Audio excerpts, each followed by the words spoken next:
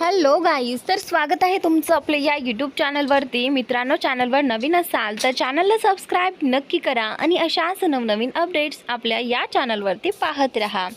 विवान एक खोल श्वास घेत म्हणाला, ठीक आहे, मी आता घरी जातो. मला शक्य तितक्या लवकर सानवीला माझ्याबद्दलचं संपूर्ण सत्य सांगायचं आहे. अथर्व, आज मी ऑफिसला उशिरा येईन. प्लीज सगळं सांभाळ. अथर्वने होकारार्थी मान हलवली. तेवढ्यात व्योम पुढे येत म्हणाला, सर, मी तुम्हाला घरी सोडतो. तुमची तब्येत सध्या काही खास ठीक नाही. विवानेही मान हलवत त्याचा प्रस्ताव स्वीकारला. व्योम कार चालवत होता. काही वेळ शांततेत गेल्यानंतर विवान विचारमग्न स्वरात म्हणाला, काय मग, तुझं आणि तृषाचं काय चाललंय? व्योमने क्षणभर विवानकडे पाहिलं आणि स्वतःला सामान्य दाखवत म्हणाला, काय म्हणजे? काही नाही, सगळं नेहमीसारखंच आहे. आजकाल ती तिच्या आईवडिलांसोबतच राहते. विवान हलकंसं हसत म्हणाला, ही मी तुमच्या दोघांच्या नात्याबद्दल नाही, तुझ्या मनातल्या भावनांबद्दल विचारतोय. तृषाला माहीत आहे का की तू तिच्यावर प्रेम करतोस? विवानचं वाक्य पूर्ण होण्याआधीच व्योम म्हणाला, मी कोणासाठीही तसं काही वाटून घेत नाही, तृषासाठीही सुद्धा नाही. विवान मंद हसत म्हणाला, माझ्याशी खोटं बोलतोयस की स्वतःशी? कारण चांगलंच माहीत आहे. तोच जुना संवाद, माझ्या आयुष्यात प्रेमासाठी जागाच नाही, बरोबर ना? इतक्यात दोघेही घरासमोर पोहोचले. व्योमने कार थांबवली आणि गंभीर स्वरात म्हणाला, फक्त तुमच्या समोर सांगतोय सर, तृषा एका चांगल्या आणि सुसंस्कृत कुटुंबातील मुलगी आहे, पण माझं असं कोणतंच कुटुंब नाही. माझ्या हातून कित्येकांचे जीव गेले आहेत. माझ्या काळ्या भूतकाळाची सावली तिच्या आनंदी आयुष्यावर पडावी असं मला अजिबात वाटत नाही. विवानने त्याच्या खांद्यावर हात ठेवत म्हटलं, जे झालं ते भूतकाळात गेलं. व्योम, तृषा तुझ्या आयुष्यातल्या एका सुंदर पहाटेसारखी आहे. तू इच्छिलस तर स्वतःलाही आणि तिलाही एक सुंदर आयुष्य देऊ शकतोस. याचा नक्की विचार कर. व्योमने शांतपणे मान हलवली. विवान कारमधून उतरला आणि घाईघाईने घराच्या दिशेने निघाला. त्याची पावलं वेगाने घराकडे पडत होती. त्याला शक्य तितक्या लवकर सानवीला भेटायचं होतं. तिला आपल्या मिठीत घेऊन मनाला शांतता मिळवायची होती. विवान घरात शिरला. सानवी हातात काही कागदपत्र घेऊन सोफ्यावर शांत बसली होती आणि त्यानंतर तिच्यापासून थोड्या अंतरावर श्वेता मॅडम डायनिंग टेबलजवळ बसल्या होत्या. संपूर्ण हॉलमध्ये एक विचित्र शांतता पसरली होती. विवानला पाहताच श्वेता मॅडम खुर्चीवरून उठल्या, पण सानवीने त्याच्या येण्याची चाहूल लागूनही काहीच प्रतिक्रिया दिली नाही. विवाने नजरेनेच श्वेता मॅडमना विचारलं, काय झालं, काही घडलंय का? त्यांनी होकारार्थी मान हलवली आणि सानवीकडे पाहिलं. सानवी शांत स्वरात म्हणाली, मॉम, तुम्ही तुमच्या खोलीत जा, मला विवानशी एकट्याने बोलायचं आहे. श्वेता मॅडम अपराधी स्वरात म्हणाल्या, सानू, जे काही झाले त्याला मीच जबाबदार आहे, मी सांगितल्यामुळे. त्याचं वाक्य मध्येच सोडत सानवी पुन्हा म्हणाली, मॉम, तुमचं म्हणणं मी ऐकलं आहे, पण आता काही प्रश्न मला माझ्या नवऱ्यालाच विचारायचे आहेत. प्लीज. विवान शांतपणे म्हणाला, आंटी, तुम्ही तुमच्या खोलीत जाऊन थोडी विश्रांती घ्या, मी थोड्या वेळात येतो. श्वेता मॅडम मान हलवत तिथून निघून गेल्या. त्या गेल्यानंतर विवान सानवीजवळ येत म्हणाल्या, काय झालं सानू, तुला माझ्याशी काय बोलायचं आहे? विवानचं वाक्य पूर्ण होताच सानवीने तिच्या हातातले काही कागद आणि फोटो त्याच्यावर फेकले आणि म्हणाली, स्वतःच बघा. कदाचित मला काही विचारायची गरज पडणार नाही, पण यावेळी तुमच्याकडून मला फक्त सत्याची अपेक्षा आहे, कोणत्याही फसवणुकीशिवाय. मिस्टर विवान आर्यन. सानवीच्या तोंडून स्वतःचं पूर्ण नाव ऐकताच विवानला जवळपास सगळा प्रकार समजला. सानवी त्याच्याकडे पाहत म्हणाली, आयुष्यातला सर्वात मोठा धक्का अपेक्षाच देते असं ऐकलं होतं. आज तुम्ही ते खरं करून दाखवलं. ती बोलत असताना विवान जमिनीवर पडलेले फोटो पाहून हादरला. ते काल रात्रीचे फोटो होते, जेव्हा तो मितालीसोबत होता. त्याने काही फोटो उचलले आणि घाईघाईने म्हणाला, हे सगळं खोटं आहे. सानवी उपहासाने हसली. हे खोटं, ते खोटं, सगळंच खोटं. फक्त तुम्हीच खरे आहात, बरोबर ना विवान? पण मला आता असं वाटतंय की खोटी तर मीच आहे. तुमच्यासोबत घालवलेला प्रत्येक क्षण खोटा होता. आपलं नातं खोटं होतं. सगळंच खोटं होतं विवान, सगळंच. हे बोलताच तिचा बाण फुटला आणि ती मोठ्याने रडू लागली. विवान तिच्या जवळ येत म्हणाला, नाही सानू, सगळं खोटं नाही. मला तुला सगळं समजावून सांगू दे. सानवी 2 पावलं मागे सरकत म्हणाली, नाही मिस्टर आर्यन, आता नाही. तुमचं आणखी एकही खोटं मी ऐकू शकत नाही आणि ते समजून घेण्याच्या अवस्थेतही नाही. विवानला तिची अवस्था पाहवत नव्हती. तो धावत तिच्या जवळ गेला आणि तिला घट्ट मिठीत घेत म्हणाला, मी तुला माझी खरी ओळख सांगणारच होतो सानू, प्लीज माझ्यावर विश्वास ठेव. म्हणूनच मी काल आंटीला परत घरी घेऊन आलो आणि या फोटोंबद्दल सांगायचं तर माझ्यावर विश्वास ठेव. हे सगळं खोटं आहे. काल रात्री मी. सानवीने पूर्ण ताकदीने त्याला स्वतःपासून दूर ढकललं आणि थरथर त्या आवाजात म्हणाली, एकच उत्तर द्या विवान, काल रात्री तुम्ही मितालीसोबत नव्हता का? तुम्ही तिला भेटायला गेला नव्हता का? फक्त हो किंवा नाही. विवान चिडलेल्या स्वरात म्हणाला, हो हो हो, मी काल तिला भेटायला गेलो होतो. मी तिथे गेलो होतो, पण तिने मला फसवून बोलावलं. त्यानंतर माझ्या ड्रिंकमध्ये औषधाच्या गोळ्या मिसळल्या. त्यामुळे माझी अशी अवस्था झाली की माझं स्वतःवरचं नियंत्रण राहिलं नाही. पण माझ्यावर विश्वास ठेव सानू, मी तिथे व्योम आणि अथर्वसोबत गेलो होतो. या फोटोंमध्ये जसं दाखवलं आहे तसं काहीच घडलं नाही. हे फोटो मुद्दाम तुला फसवण्यासाठी काढले गेले आहेत.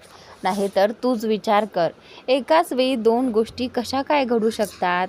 आधी माझी खरी ओळख तुझ्यासमोर आणायची आणि मग हे फोटो दाखवायचे. माझ्यावर विश्वास ठेव सानू. सानवी रडत रडत स्वतःवरच हलकंसं हसली आणि म्हणाली, विश्वास? कसला विश्वास विवान? आपल्या दोघांमध्ये कधी विश्वास होताच कुठे? आपल्या नात्यांमध्ये कायम फक्त फसवणुकीची भिंत उभी होती. फसवणुकीवर उभं राहिलेलं नातं, फसवणुकीच्या पायावर उभं असलेलं प्रेम, विश्वासाची फक्त पट्टी माझ्या डोळ्यांवर बांधली गेली होती आणि ती आज चुकून उघडली. आता विवानला सानवीपासून काहीही लपवायचं नव्हतं. त्याने स्वतःची चूक मान्य करत शांतपणे सांगितलं, इथे जर काही खरं असेल तर ते म्हणजे माझं पूर्ण नाव विवान आर्यन आहे. मी एका प्रसिद्ध उद्योगपती कुटुंबातून आलो आहे. तू ज्या कंपनीत काम करतेस ती कंपनी माझीच आहे. हो, आंटींनी मला तुला सुरक्षित ठेवण्याची जबाबदारी दिली होती, कारण त्यांना वाटत होतं की त्या या आजारातून कदाचित बाहेर पडू शकणार नाहीत. त्यांना तुझी खूप काळजी होती. त्यांच्यानंतर तुझं काय होईल याची चिंता होती.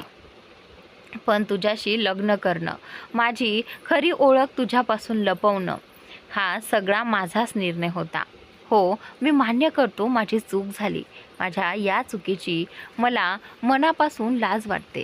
त्यासाठी तू जी शिक्षा देशील ती मला मान्य आहे. असं म्हणत विवान सानवीजवळ आला आणि म्हणाला, पण एक गोष्ट खरी आहे सानू, माझ्या भावना, तुझ्यावरचं माझं प्रेम, त्यात कुठलाही खोटेपणा किंवा फसवणूक नव्हती. सानवीने विवानकडे पाहिलं आणि शांत स्वरात म्हणाली, मग तुमची शिक्षा ही आहे विवान आर्यन, आपल्या नात्याचं खरं सत्य तुम्ही कधीही कोणालाही सांगणार नाही. 6 महिने पूर्ण व्हायला आले आहेत. ते पूर्ण होताच तुम्ही मला या खोट्या नात्यातून कायमची मुक्त कराल आणि त्यानंतर तुम्ही हेही विसरून जाल की आपण कधी एकमेकांना भेटलो होतो. असं बोलून सानवी तिच्या खोलीकडे निघाली. तिला जाताना पाहून विवान म्हणाला, आणि तू आपल्या दोघांमध्ये जे काही आहे, जे काही घडलं ते तू विसरू शकशील?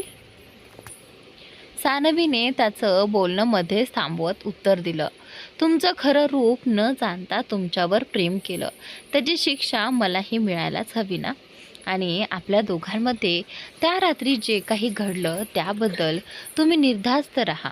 त्या गोष्टीसाठी मी तुम्हाला कधीच दोष देणार नाही, असं म्हणत ते पुढे निघाली. विवान पुन्हा म्हणाला, नाही सानू, तुझी प्रत्येक शिक्षा मला मान्य आहे, पण तुला स्वतःपासून दूर करण्याची शिक्षा मला मान्य नाही. पर्यंत तू स्वतः इच्छित नाहीस तोपर्यंत मी आपल्या नात्याचं सत्य कोणालाही सांगणार नाही. पण मी तुला कधीच घटस्फोट देणार नाही, कधीच नाही. आपल्या दोघांमध्ये अंतर निर्माण होण्याचं कारण मी कधीच बनणार नाही. तुझ्यासाठी हे नातं फसवणूक असेल, पण जर या फसवणुकीत माझ्या प्रेमाचा एक क्षण जरी खरा असेल तर एक दिवस तू स्वतःहून माझ्याकडे परत येशील आणि त्या दिवसाची मी आयुष्यभर वाट पाहीन. हे बोलून विवान क्षणाचाही विलंब न करता सरळ त्याच्या खोलीत निघून गेला. सानवी मात्र डोळ्यात अश्रू घेऊन त्याला जाताना पाहतच राहिली. काही वेळानंतर श्वेता मॅडम हॉलच्या जमिनीवर विखुरलेले फोटो आणि कागद गोळा करत होत्या, तर सानवी सोफ्यावर मान खाली घालून शांतपणे बसली होती.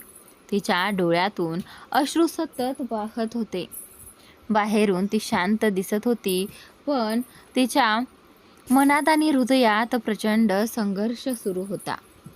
त्या वेदना तिच्या अश्रूंमधूनच व्यक्त होत होत्या. तेवढ्यात जिन्यावरून कोणीतरी खाली येत असल्याचा आवाज आला. श्वेता मॅडमने वर पाहिलं. विवान हातात बॅग घेऊन खाली येत होता. तो त्यांच्या जवळ आला आणि काही कागद त्यांच्या हातात ठेवत म्हणाला, आजपासून हे घर तुमचं आहे आंटी. तुमची कंपनी बन्सल एंटरप्राइजेस आणि तुमच्या घराची कागदपत्र पूर्ण तयार व्हायला अजून थोडा वेळ लागेल. तोपर्यंत कृपया तुम्ही इथून कुठेही जाऊ नका. आणि हक्काचा प्रश्न असेल तर माझ्या प्रत्येक गोष्टीवर माझ्या पत्नीचा पूर्ण अधिकार आहे. श्वेता मॅडमच्या डोळ्यात अश्रू दाटले आणि त्यांनी विवानकडे पाहत नकारार्थी मान हलवली आणि म्हणाल्या, प्लीज विवान, माझी पूर्ण झालेली शेवटची इच्छा अशी तुटताना मला पाहायची नाही. विवान हलकसं हसला. त्यांनी त्याला मिठी मारली. तोही त्यांना मिठी मारत म्हणाला, मी तुम्हाला भेटायला येत राहीन. विवान सानवीजवळ गेला. तिच्यासमोर गुडघ्यावर बसत तो म्हणाला, Sanvi, I am really sorry. मला माहीत आहे तू माझ्यावर खूप रागावली आहेस. मी तुझ्याशी खोटं बोललो. माझी खरी ओळख तुझ्यापासून लपवली, तुला फसवून ठेवलं. पण या सगळ्यामागे जर एकच गोष्ट खरी असेल तर ती म्हणजे मी तुझ्यावर मनापासून प्रेम करतो आणि आयुष्यभर करत राहीन. तुला वेळ हवा असेल तर मी तो नक्की देईन. माझ्यावर राग धरायचा असेल तर धर, पण घटस्फोटाचा विचारसुद्धा करू नकोस. मी हे घर सोडून जात आहे, तुला नाही. तू माझ्यासाठी अशी एखादी वस्तू नाहीस की मन भरलं म्हणून तुला फेकून देईन. आणि हो, तुला माझ्यावर हक्क गाजवायचा आहे की नाही हा तुझा निर्णय आहे, पण मी मात्र तुझ्यावरच माझा हक्क कधीच सोडणार नाही. कारण हे सगळे हक्क तूच मला दिलेस, कोणत्याही फसवणुकीशिवाय, कोणत्याही खोटेपणाशिवाय. तुझ्यावर प्रेम करण्याचा, तुला जपण्याचा आणि तुला आयुष्यभर साथ देण्याचा हक्क. इतकं बोलून विवान पुढे आला. त्याने सानवीच्या डोळ्यातील अश्रू अलगद पुसले आणि तिच्या कपाळावर प्रेमाने चुंबन घेतलं. विवान जवळ येताच सानवीने आपल्या मुठी घट्ट आवळल्या, डोळे मिटले आणि स्वतःच्या भावनांवर नियंत्रण ठेवण्याचा प्रयत्न केला. त्यावेळी विवानने एक दीर्घ श्वास घेतला आणि पुन्हा म्हणाला, फक्त एक विनंती आहे. आयुष्यात येणाऱ्या तात्पुरत्या माणसांपासून स्वतःला आणि आपल्या मनाला जप माझ्यासाठी. आणि हो, आता तुला माझी खरी ओळख कळलीच आहे. तर यावेळी फक्त विवानलाच नाही तर विवान आर्यनलाही व्यवस्थित ओळखून घे. यावेळी कुठलाही खोटेपणा नसेल. कदाचित मी तुला आवाज देणार नाही, पण तुझी वाट मात्र कायम पाहत राहीन. हे बोलून विवाने पुन्हा एकदा श्वेता मॅडमना मिठी मारली आणि तिथून निघून गेला. विवान निघून गेल्यावर श्वेता मॅडम सानवीच्या शेजारी सोफ्यावर बसल्या आणि म्हणाल्या, आता आनंद झाला ना? तो स्वतःची शिक्षा पूर्ण करायला निघून गेला. हे ऐकताच सानवीने त्यांच्याकडे पाहिलं आणि त्यांच्या गळ्यात पडून मोठ्याने रडत म्हणाली, मॉम, मला असं काहीच व्हावं असं वाटत नव्हतं. खरंच नाही. या नकोशा वाटणाऱ्या आयुष्यात मला मनापासून आवडणारा माणूस म्हणजे विमान आहे. पण आता मला असं वाटतंय जणू मीच माझ्या आयुष्यातली सर्वात मोठी चूक बनली आहे. ज्याला मला माझ्याजवळ ठेवायचं असतं, ज्याच्यासोबत मला आयुष्य घालवायचं असतं, तोच कुठल्या ना कुठल्या कारणामुळे माझ्या आयुष्यातील चूक ठरतो. आधी डॅड आणि आता विवान. श्वेता मॅडम आपल्या पतीची तुलना विवानशी होताना पाहून शांतपणे म्हणाल्या, सानू, तुझे बाबा आणि विवान यांच्यात जमीन आसमानाचा फरक आहे. या जगात 3 प्रकारची माणसं असतात. पहिला प्रकार म्हणजे झाडाच्या पानांसारखी माणसं. ऋतू बदलला की जशी पानं गळून पडतात तशी ही माणसंही फक्त स्वतःचा फायदा पाहून आपल्या आयुष्यात येतात आणि वेळ आली की निघून जातात. दुसरा प्रकार म्हणजे फांद्यासारखी माणसं. ती मजबूत दिसतात, पण संकट आली की कमकुवत पडतात. ती आपल्यासोबत असतात, पण किती काळ साथ देतील याची खात्री नसते. आणि तिसरा प्रकार म्हणजे झाडाच्या मुळांसारखी माणसं. आपल्या आयुष्यात अशा माणसांचं असणं खूप महत्त्वाचं असतं. सानू, कितीही संकट आली तरी ती कधी हार मानत नाहीत आणि आपल्यालाही हार मानू देत नाहीत. त्यांना नातं निभवता येतं, नात्यांचं फक्त दर्शन करता येत नाही. अशी माणसं नेहमीच आधार देणारी असतात आणि त्यावेळी कारण ती आपल्यावर मनापासून प्रेम करत असतात. आणि मी विवानला जितकं ओळखते त्यानुसार तो आपल्या आयुष्यातील त्या मुळांसारखा आहे. तो ना स्वतः हार मानतो ना दुसऱ्याला हार मानू देतो. आज मी तुझ्यासमोर इतकी ठणठणीत बसले आहे ती फक्त त्याच्यामुळे. मी नेहमीच तुला निवडीचं स्वातंत्र्य दिलं आहे. आजही निर्णय तुझाच असेल. तुझं आयुष्य, तुझी निवड. इतकं बोलून श्वेता मॅडम सानवीच्या डोक्यावरून प्रेमाने हात फिरवत तिथून निघून गेल्या. दुसरीकडे विवान आपल्या पेंट हाऊसमधून निघून थेट आपल्या व्हिलामध्ये आला. फ्रेश होऊन ऑफिसला जाण्याची तयारी करत त्याने तरुणला फोन लावला. तरुण, मी ऑफिसला येतोय. पुढच्या 2 तासात कंपनीतील प्रत्येक कर्मचारी ऑफिसमध्ये हवा. एकही व्यक्ती गैरहजर राहता कामा नये. कोणी आलं नाही तर मला लगेच कळव.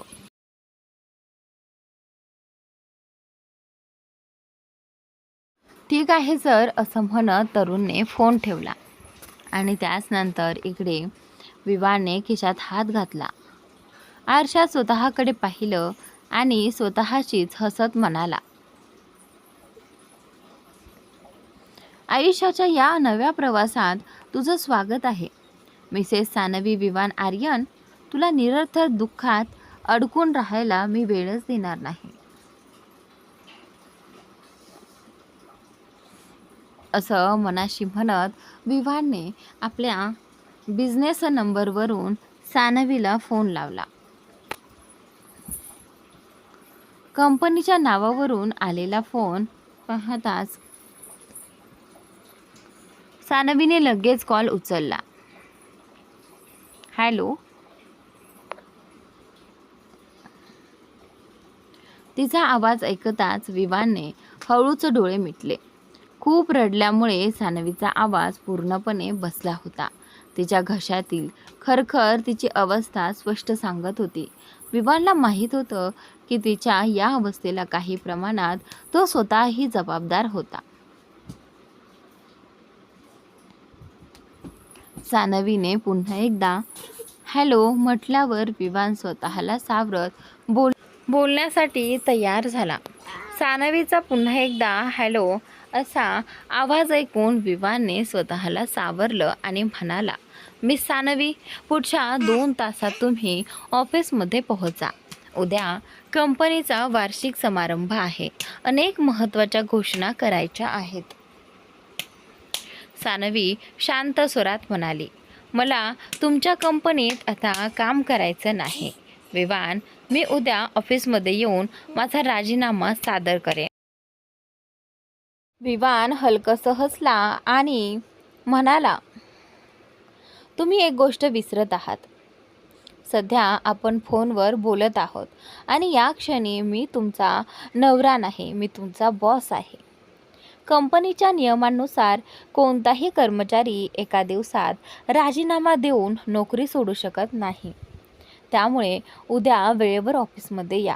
वार्षिक समारंभाच्या तयारीत तुमची उपस्थिती आवश्यक आहे.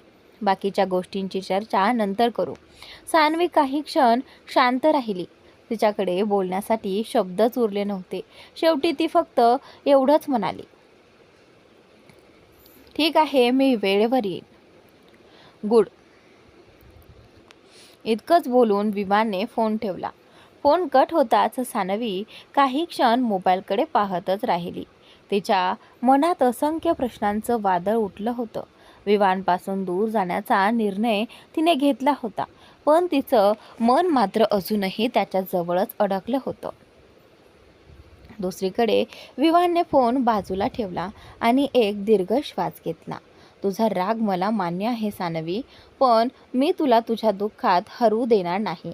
तू माझ्यापासून कितीही दूर जाण्याचा प्रयत्न केलास तरी मी प्रत्येक वेळी तुझ्या पाठीशी उभा असेन. असं स्वतःशीच म्हणत तो ऑफिससाठी निघाला. 2 तासानंतर कंपनीतील जवळपास सर्व कर्मचारी ऑफिसमध्ये जमा झाले होते. प्रत्येकाच्या चेहऱ्यावर उत्सुकता होती. अचानक सर्वांना एवढ्या घाईने बोलावण्यामागचं कारण कोणाला समजत नव्हतं. दरम्यान सानवीनेही स्वतःला कसंबसं सावरलं. डोळ्यातील अश्रू पुसले, चेहरा धुतला आणि मन घट्ट करून ती ऑफिसकडे निघाली. उद्या होणारा वार्षिक समारंभ, विवानच्या घोषणा आणि त्यांच्या नात्यांचं पुढे काय होणार याची उत्तरं आता काळच देणार होता. नाही, उद्या तुम्ही काय करणार ते तुम्ही ठरवा, पण सध्या ऑफिसमध्ये पोहोचा. आणि हो, उद्या राजीनाम्यासोबत कंपनीच्या निधीत 5 कोटी रुपयेही जमा करा. माझं बोलणं समजलं नसेल तर तुमचा जॉब कॉन्ट्रॅक्ट एकदा नीट वाचा. इतकं बोलून विवानने कॉल कट केला. कॉल कट केल्यानंतर विवान काही क्षण फोनकडे पाहत राहिला आणि स्वतःशीच पुटपुटला, माझ्यावर कितीही राग काढ, पण तुला रडण्याची परवानगी नाही. हे बोलताच त्याच्या डोळ्यांसमोर सानवीने त्याच्यासमोर फेकलेले ते फोटो फिरू लागले. त्याचे आणि मितालीचे चुकीच्या पद्धतीने काढलेले फोटो. रागाने विवाने मुठी आवळल्या. एक दीर्घ श्वास घेत तो म्हणाला, फक्त हा ॲन्युअल डे व्यवस्थित पार पडू दे, मग तुला बघतो मी मिताली बन्सल. तुला मी अजिबात सोडणार नाही. घड्याळात वेळ पाहत त्याने कोणाला तरी फोन लावला आणि तिथून निघून गेला. विवानचा कॉल कट होताच तरुणने सानवीला ऑफिसच्या नंबरवरून फोन केला. ऑफिसचा नंबर पाहताच सानवीने रागाने फोन उचलला आणि म्हणाली, मला माहीत आहे तुम्ही हे सगळं मला त्रास देण्यासाठी करत आहात, पण मी आधीच सांगते, मी कोणतंच काम करणार नाही. शेवटी तुम्हालाच मला कंपनीतून बाहेर काढावं लागेल. तेवढ्यात समोरून तरुणचा आवाज आला, आणि तुम्ही असं का कराल बरं? मला तर वाटतं तुम्हाला इच्छा असूनही तसं करता येणार नाही. तरुणचा आवाज ऐकताच सानवी भानावर आली. सॉरी सर, मला वाटलं दुसऱ्याचाच फोन आहे. तरुण खंत व्यक्त करत म्हणाला, मिस सानवी, तुम्ही कंपनीसोबत आणि माझ्यासोबत असा विश्वासघात कराल असं मला कधीच वाटलं नव्हतं. नाहीतर मी कधीच मिनल आणि तृप्ती मॅडमसमोर या पदासाठी तुमचं नाव सुचवलं नसतं. असो, तुम्हाला जे करायचं ते करा, पण सध्या लगेच ऑफिसमध्ये या, हे खूप महत्त्वाचं आहे. सानवीने हो सर म्हणताच तरुणने कॉल कट केला. फोन ठेवता सानवीने डोळे मिटले आणि अपराधी भावनेने स्वतःशीच म्हणाली, तरुण सरांचं म्हणणंही चुकीचं नाही. असं करून मी विवानला शिक्षा देईन की नाही माहीत नाही, पण तरुण सर, मिनल आणि तृप्ती मॅडम यांच्याशी नक्कीच अन्याय होईल. मी असं अजिबात करू शकत नाही. मला या विषयावर तृषाशी बोलायला हवं, पण आधी ऑफिसला जायलाच हवं. नाहीतर तरुण सर माझं बोलणं खरं मानतील. इतकं बोलून ती फ्रेश व्हायला निघून गेली. थोड्याच वेळात सानवी तयार झाली आणि ऑफिससाठी बाहेर पडू लागली. हॉलमधून बाहेर जात असतानाच मागून एक ओळखीचा आवाज आला. काय मॅडम, उलटा टॉप घालून ऑफिसला जाणार का? त्यामुळे तुझ्या नवऱ्यावर काहीच फरक पडणार नाही. आवाज ऐकताच सानवीने मागे वळून पाहिलं. स्वयंपाकघराशेजारी श्वेतासोबत तृषा उभी होती. तृषाला पाहताच सानवीला स्वतःवरच ताबा राहिला नाही. ती धावत तिच्या जवळ गेली आणि तिच्या गळ्यात पडून रडू लागली. सानवीला अशा अवस्थेत पाहून तृषाच्याही डोळ्यात पाणी आलं. रडत रडत सानवी म्हणाली, सगळं गमावलं मी तृषा, सगळंच संपलं. आता तुझ्याशिवाय मला कोणीच आपलं वाटत नाही. प्लीज तू माझ्याशी कधीच विश्वासघात करू नकोस. जर तूही तसं केलंस तर मी आयुष्यात पुन्हा कधीच कोणावर विश्वास ठेवू शकणार नाही. तृषाने तिला हलके स्वतःपासून दूर केलं आणि म्हणाली, अगं वेड्यासारखी बोलू नकोस आणि हे सतत रडणं बंद कर. दुसऱ्याच्या चुकीची शिक्षा स्वतःला का देतेस? स्वतःला मजबूत बनव. सानू, तुझ्या जागी मी असते तर त्याच्यासमोर हसत उभी राहिले असते. त्याला दाखवून दिलं असतं की त्याच्या जाण्याने माझ्यावर काहीच परिणाम झाला नाही. पण तू असं करून स्वतःलाच कमकुवत दाखवते आहेस. त्यावेळी सानवी गोंधळलेल्या नजरेने तिच्याकडे पाहू लागली. तृषाने मान हलवत पुढे म्हटलं, आंटीने मला सगळं सांगितलं आहे, पण तू अजिबात काळजी करू नकोस. मी कायम तुझ्याच बाजूने उभी राहीन, नेहमीप्रमाणे. वेळ पाहत सानवी म्हणाली, आता मला ऑफिसला जायलाच हवं. तृषा, विवानमुळे मी तरुण सरांना दुखावू शकत नाही. तृषा हसत म्हणाली, हो जा, पण आधी नीट कपडे तरी घाल. तू टॉप उलटा घातलाय. सानवीने स्वतःकडे पाहिलं आणि लाजून हसली. तृषाने तिचा हात धरला आणि म्हणाली, चल मी तुला मदत करते. त्याला दाखवून दे की त्याच्या जाण्याने तुझ्यावर काहीच परिणाम झालेला नाही. ऑफिसमधून सुट्टी मिळाली की आपण दोघी बाहेर जाऊ. मलाही तुझ्याशी काही महत्त्वाचं बोलायचं आहे. सानवीला रिसेप्शनवर कळलं की सर्व कर्मचाऱ्यांना कॉन्फरन्स हॉलमध्ये बोलावण्यात आलं आहे. ती आधीच उशिरा पोहोचली होती, त्यामुळे घाईघाईने कॉन्फरन्स हॉलकडे निघाली. धापा टाकतच तिने हॉलचा दरवाजा उघडला. दरवाजा उघडताच सर्वांच्या नजरा तिच्याकडे वळल्या.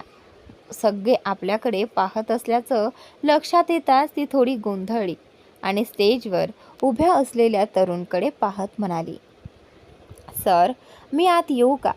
माईक समोर उभ्या असलेल्या तरुणने हसत मान हलवली. हो नक्की या मिस सानवी. सानवीने एक पाऊल आत टाकताच तिची नजर स्टेजवर बसलेल्या विवानवर जाऊन थांबली. त्याच्या शेजारी मिनल आणि तृप्ती बसल्या होत्या. सानवीला पाहताच विवानने तिच्याकडे एक गोड असं स्मित केलं, पण सानवीने त्याच्याकडे पूर्णपणे दुर्लक्ष केलं. इतक्यात तिची नजर अयांशवर गेली. त्याने हाताने इशारा करत आपल्या शेजारच्या जागेवर बसायला सांगितलं. सानवी हलकसं हसत त्याच्याकडे जाऊ लागली. ती अयांश जवळ पोहोचणार इतक्यात संपूर्ण हॉलमध्ये विवानचा आवाज घुमला. मिस सानवी, तुम्ही तब्बल 7 मिनिटं उशिरा आलात. कृपया पुढच्या रांगेत येऊन बसा, म्हणजे तरुण सरांचं बोलणं व्यवस्थित ऐकूही येईल आणि समजेलही. हे बोलून विवान पुन्हा आपल्या जागेवर बसला. सानवीने कोणतीही प्रतिक्रिया न देता शांतपणे पुढच्या रांगेत येऊन जागा घेतली. तिथे अथर्व आणि व्योम बसले होते. तिला पाहताच दोघे उभे राहिले.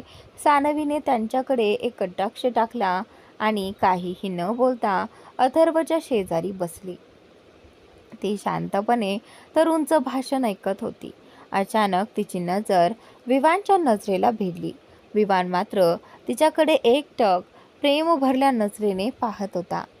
हे पाहून अथर्व हळूच व्योमला म्हणाला, अरे हा असा का बघतोय? मला तर काहीतरी वेगळीच फिलिंग येते. व्योमने वैतागून त्याच्याकडे पाहिलं. तो तुला बघत नाहीये. तुलाही माहीत आहे तो कुणाकडे पाहतोय. अथर्वने दीर्घ श्वास घेतला. विवानने एक सत्य लपवलं. त्याची शिक्षा आज आपण भोगतोय. सानवीच्या डोळ्यात डोळे घालून बोलायचीही हिंमत होत नाही. व्योमनेही मान डोलावली.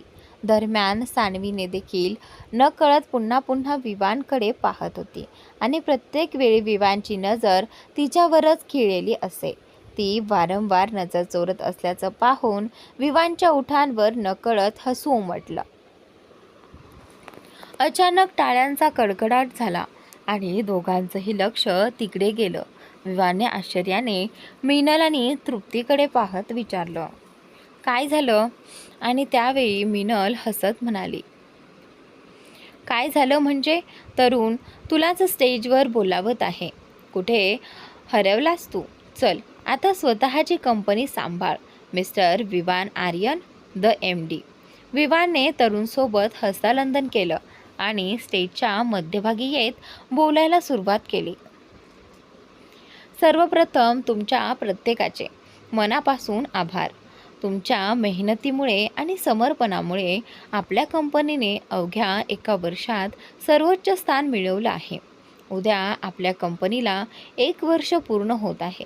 त्यामुळे मला वाटलं जगासमोर येण्याआधी माझ्या स्वतःच्या टीमसमोर यायला हवं. तुमच्यापैकी अनेकांना प्रश्न पडला असेल की मी आजवर सर्वांसमोर का आलो नाही. पण त्यामागे काही वैयक्तिक कारणं होती. माझा हेतू कधीच कोणापासून काही लपवण्याचा नव्हता. हे बोलताना विवानची नजर नकळत सानवीवर गेली. मात्र सानवी शांतपणे खाली पाहत बसली होती. विवान पुढे म्हणाला, तुमच्या प्रत्येकाच्या कामाचं निरीक्षण करून मी ऑफिसमध्ये काही महत्त्वाचे बदल करणार आहे. त्याची माहिती तुम्हाला लवकरच मिळेल. तसेच उद्या होणाऱ्या आपल्या वार्षिक समारंभासाठी मी तुम्हा सर्वांना वैयक्तिकरित्या आमंत्रित करतो. मी कंपनीचा व्यवस्थापकीय संचालक असलो तरी या यशाचं खरं श्रेय माझ्या प्रत्येक सहकार्याचं आहे. तुमच्या प्रामाणिक मेहनतीशिवाय हे शक्य झालं नसतं. विशेष आभार माझ्या मित्र तरुण अथर्व, व्योम, मीनल, तृप्ती आणि अर्थातच माझ्या सिक्रेट लेडी लकचं. तुमच्या सगळ्यांच्या साथीतच हा 1 वर्षाचा सुंदर प्रवास शक्य झाला. मनापासून धन्यवाद. विवानचं भाषण संपताच संपूर्ण सभागृह टाळ्यांच्या कडकडाटाने दुमदुमून गेलं. तो सर्वप्रथम तरुणला मिठी मारत त्याचे आभार मानतो. त्यानंतर मीनल आणि तृप्तीलाही प्रेमाने मिठी मारून धन्यवाद देतो. मग स्टेजवरून खाली उतरून अथर्व आणि व्योमलाही मिठी मारत म्हणतो, तुम्ही दोघे माझ्यासाठी नेहमीच ताकद बनून उभे राहिलात. थँक्यू. अथर्वच्या शेजारी बसलेली सानवी मात्र शांतपणे मान खाली घालून बसली होती. तिच्या चेहऱ्यावर कोणताही भाव नव्हता. इतक्यात विवान मुद्दाम आपला रुमाल खाली पाडतो. तो उचलण्याच्या बहाण्याने खाली वागतो आणि हळूच सानवीकडे पाहत अगदी मंद आवाजात म्हणतो,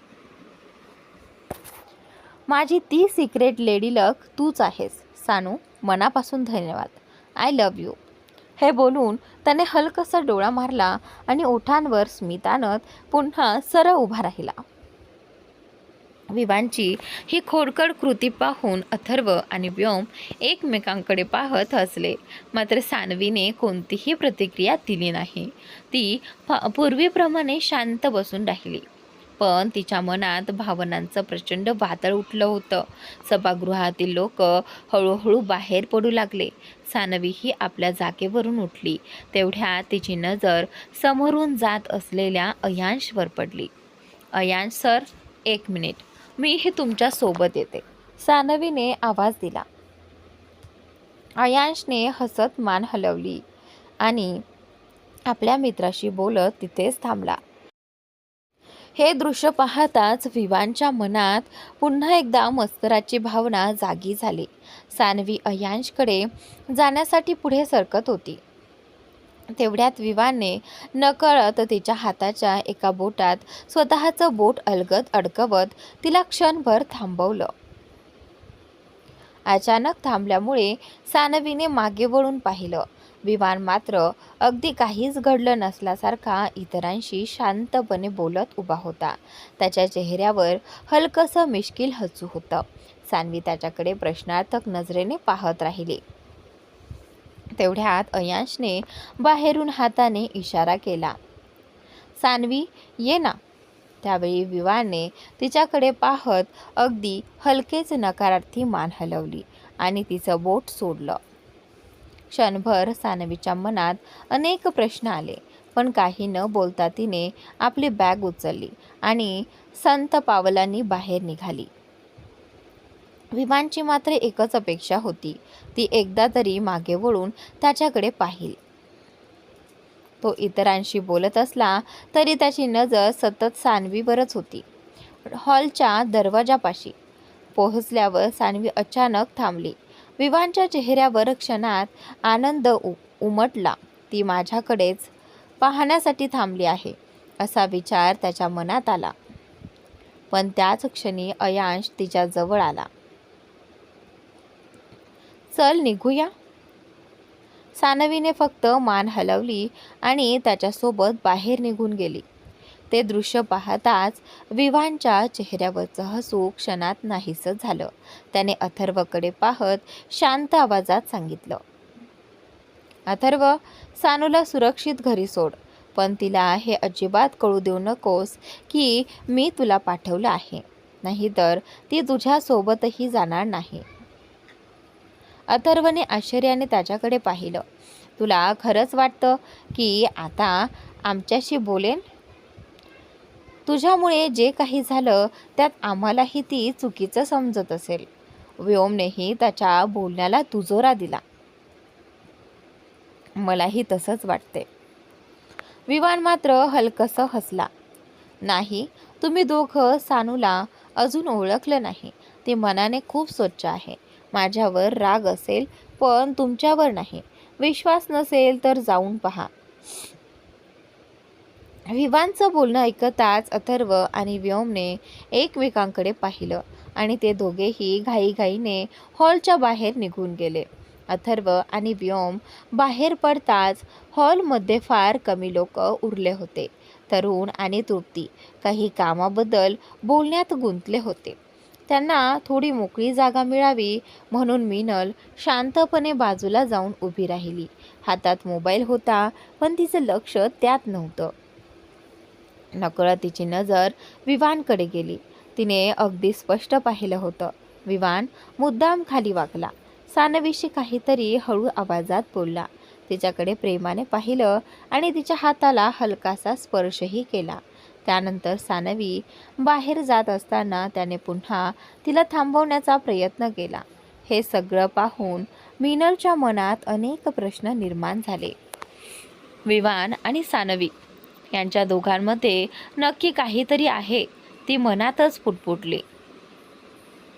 पण लगेचच तिच्या मनात भूतकाळातील काही कटू आठवणी जाग्या झाल्या. वाणीमुळे विवानच्या आयुष्यात जे काही घडलं होतं त्यानंतर तो पुन्हा कोणावर मनापासून विश्वास ठेवेल असं तिला वाटत नव्हतं.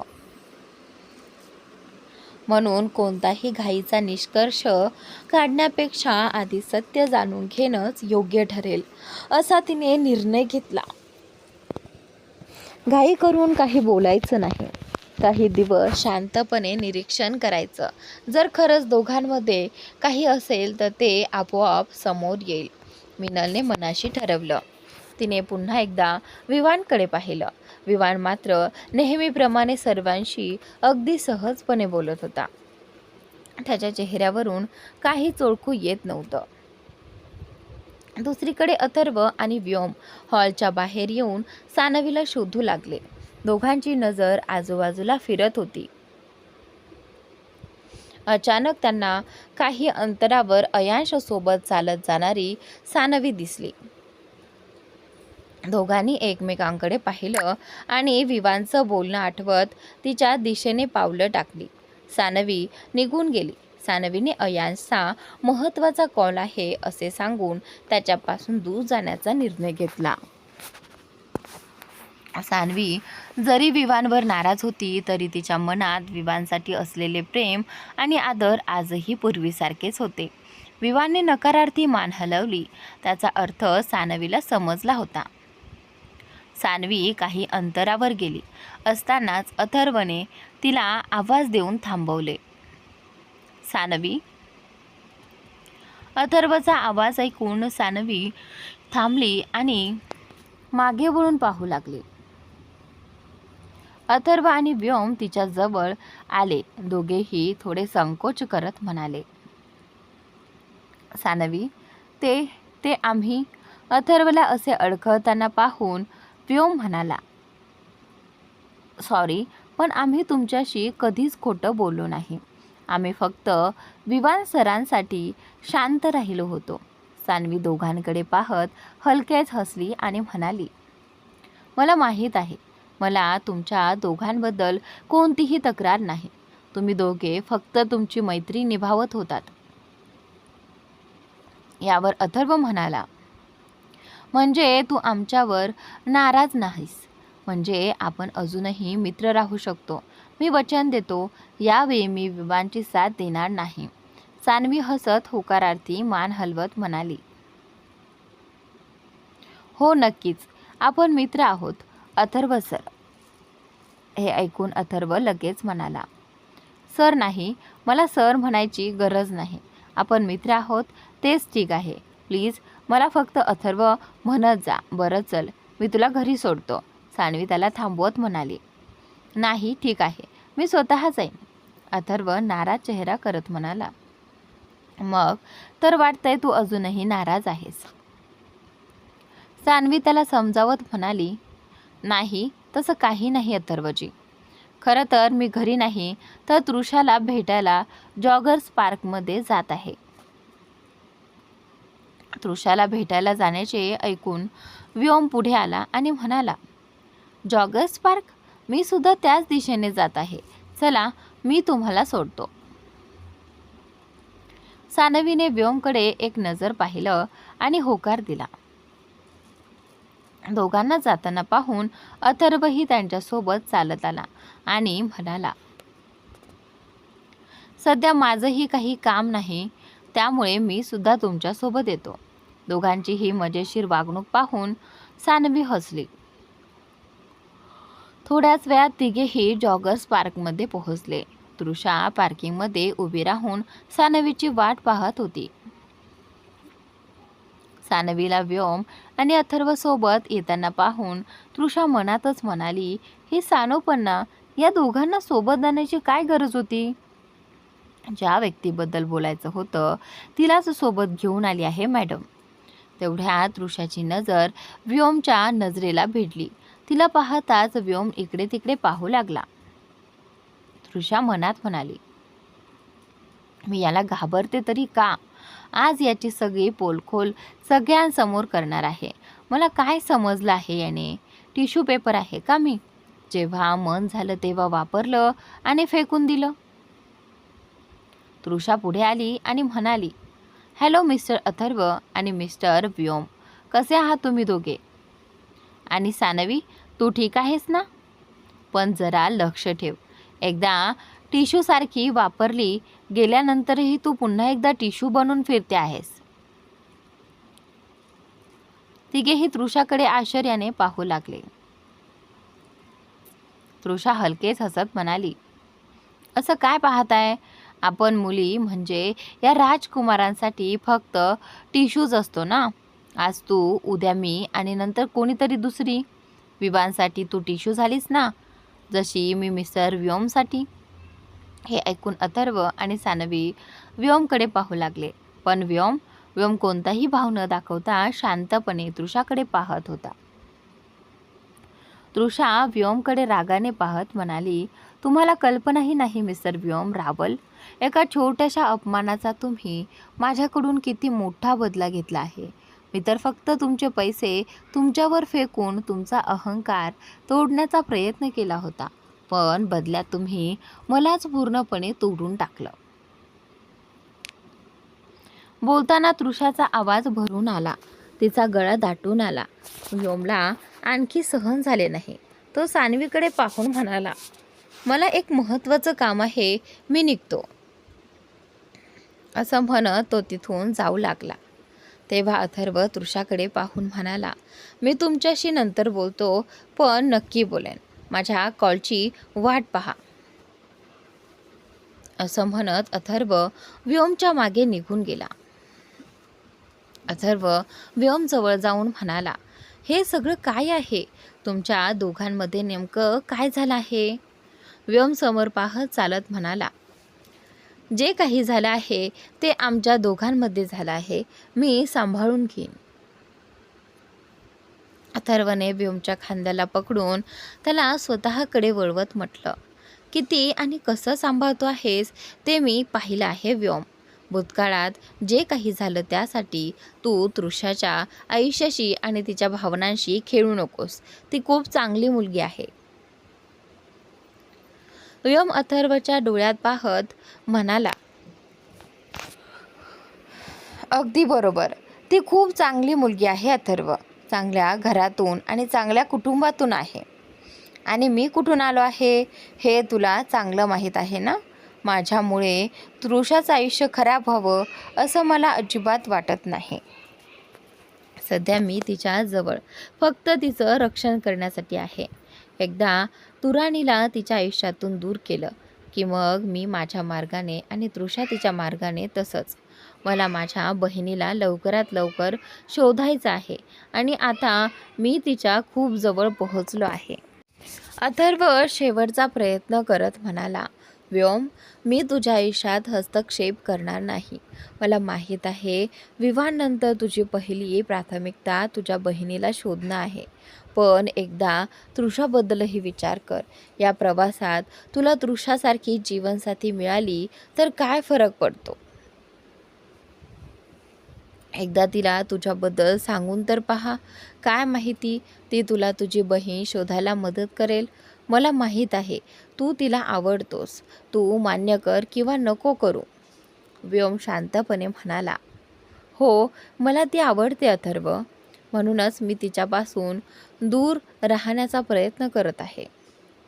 मला नाही वाटत काही दिवसांची जवळीक तिचं संपूर्ण आयुष्य खराब करावी. आणि मी तिला माझ्याबद्दल काय सांगू तिला की मी 2 वर्ष जेलमध्ये होतो, तेही माझ्या स्वतःच्या वडिलांच्या खुनाच्या आरोपात. काय सांगू की मी काही वर्षांपूर्वी एक खुनी होतो, ज्याला आर्यन कुटुंबाच्या रहस्यांनी वाचवलं होतं. हे तिला सांगू का? ती समजून घेईल का? अथर्वने व्योमच्या खांद्यावर हात ठेवत म्हटलं, हो, ती समजून घेईल. जर तिला हे कळलं की तू तुझ्या वडिलांना मारलं नव्हतंस तर त्यांना त्यांच्या कर्माची शिक्षा दिली होतीस. हो व्योम, तृषा समजून घेईल. आणि जरी तिने नाही समजून घेतलं तरी निदान तिला समाधान तरी मिळेल की तुला भेटण्याचा तिला पश्चाताप राहणार नाही. हे ऐकून व्योम काही क्षण विचारात पडला. व्योमने नजर वर करून अथर्वकडे पाहिलं. तेव्हा त्याची नजर तुराणी आणि त्याच्या 2 माणसांवर गेली. तुराणीला सानवी आणि तृषाच्या दिशेने जाताना पाहून व्योमने अथर्वचा हात पकडला आणि त्याला सोबत घेऊन जात म्हणाला, आता कोणतेही प्रश्न विचारू नकोस, सगळं सांगतो. पण सध्या फक्त माझ्या होमध्ये हो मिळव आणि माझी साथ दे. अथर्व वेगाने चालत म्हणाला. अचानक काय झाले तुला? व्योम चालत म्हणाला, तुराणी आणि त्याचे लोक आहेत. बाकीचे प्रश्न नंतर. असं म्हणत व्योम अथर्वला सोबत घेऊन तृषा आणि सानवीजवळ पोहोचला.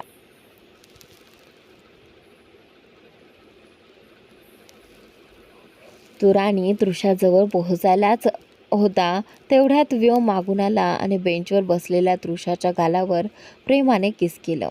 तृषा अचानक दचकली आणि मागे वळून व्योमला पाहून काही क्षण आश्चर्यचकित झाली.